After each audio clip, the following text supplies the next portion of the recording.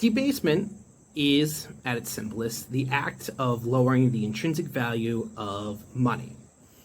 So generally we talk about this with commodity money, that the coins are made out of something valuable or backed by something valuable. So silver coins, gold coins, coins made of different metals, or we could also talk about this with paper money that is backed by gold or silver.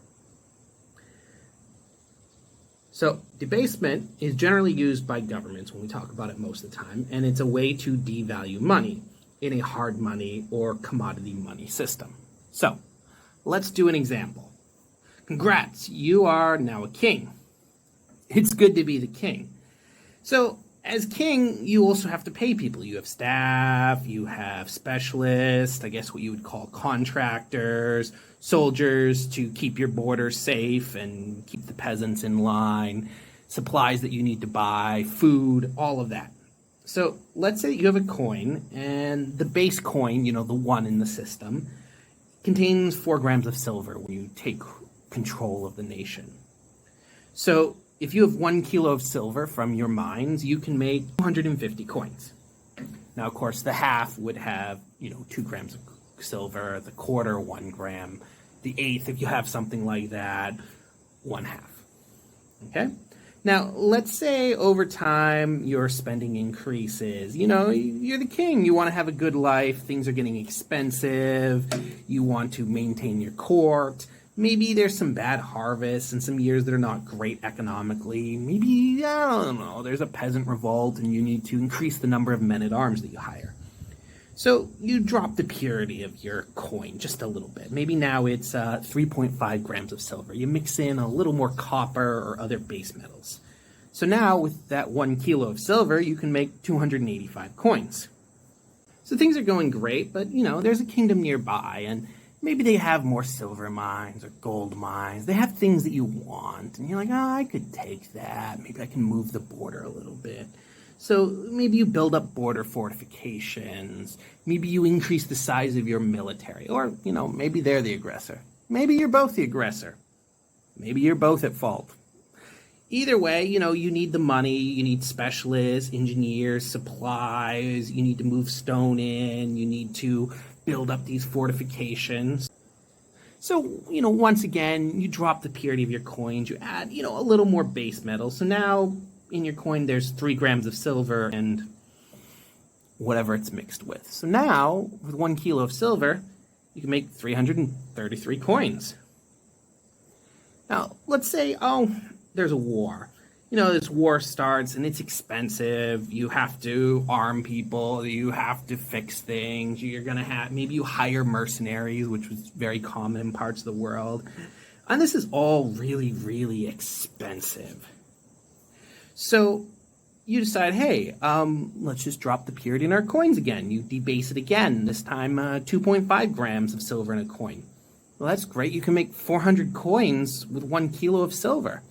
So you're able to have more money. You can spend it on the war to defeat the rival kingdom.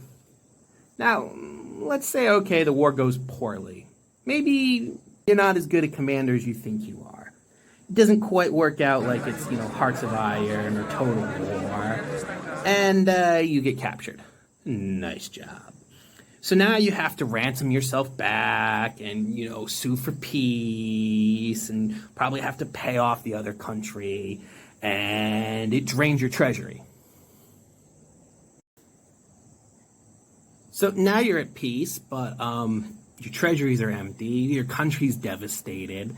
The crops are bad because there's been fighting over the fields and they've been damaged most likely. And so now the peasants are upset. So now you need to maintain a relatively large army of men-at-arms to, keep the peasants in check. And, there's some of that build down. Oh, now the country's flooded with people that, maybe are unemployed and traveling around.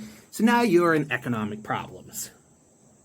So you decide, hey, I need more money. I need to, fix things, pay for things, keep these soldiers in line, keep them paid, fed, happy, and keeping the peasants from, hanging me. So now you debase your currency again, and there's only 2 grams of silver in a coin. So now you can make 500 coins with a kilo of silver, help you pay wages and things. But now your money's worth half of its intrinsic value as when you started. You can make double the money, but your currency is not as strong as it used to be. And that's going to make people a little unhappy. You think how unhappy people are with inflation rates now. Imagine if your money was worth half in just one ruler's lifetime. So, history will remember you as a greedy, bad king. Congratulations. Historically, debasement was a slower process than the situation I just outlined. You generally didn't lose half your value during one leader's reign. It was used a lot by governments with commodity-backed money to increase seignorage, so the amount of money that you made by making money. I should make a video on seignorage. It also allowed governments to make money without increasing taxes, and nobody likes increased taxes. And by nature, debasement is going to be inflationary as citizens eventually catch up to the fact that their money's worth less, and they're going to demand higher prices on both goods that they're selling and also their labor that they're selling. Debasement is something that we generally think about and talk about in commodity or hard money systems, so the past. However, basically you achieve the same thing with modern fiat currency by increasing the money supply, either through printing more money or digitally adding more money, which we can do now, without a corresponding increase in economic output. So yeah, that story about you being king, it wasn't just about the past.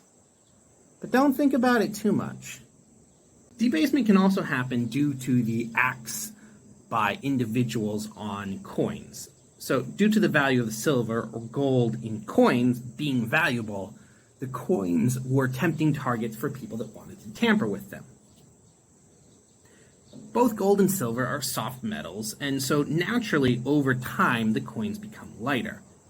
One of the best known ways of individuals debasing coins was called clipping.